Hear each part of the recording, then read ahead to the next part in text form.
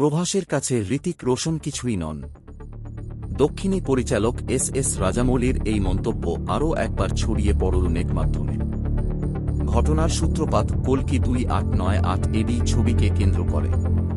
সম্প্রতি এই ছবিতে প্রভাসের চরিত্রকে জোকার বলে সম্বোধন করেন আরশাদ ওয়ারসি। তিনি বলেন, আমি খুব দুঃখিত। কেন এটা করতে গেল প্রভাস? ওকে আমরা যেভাবে দেখি, এই ছবিতে প্রভাসকে দেখে জোকার মনে হচ্ছে।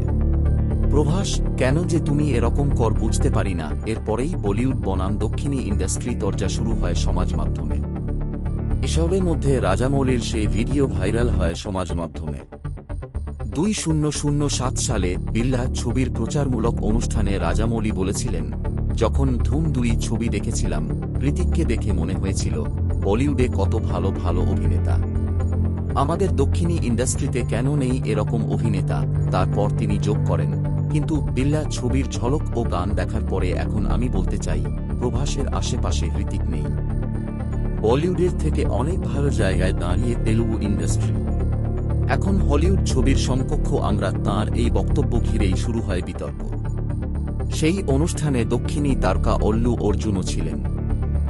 রাজামৌলির বক্তব্যকে সমর্থন করে তিনি বলেন, প্রভাসের চেহারা অসাধারণ, ছবিতে দুর্দান্ত কাজ করে, সকলের মধ্যে নম্বর 1।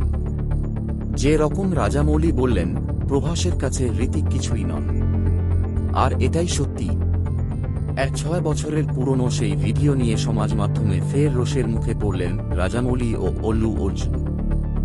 বলিউডের প্রথম সারির অভিনেতাকে অবমাননা করা হয়েছে বলে ক্ষোভ প্রকাশ করেন হৃতিকের অনুরাগীরা।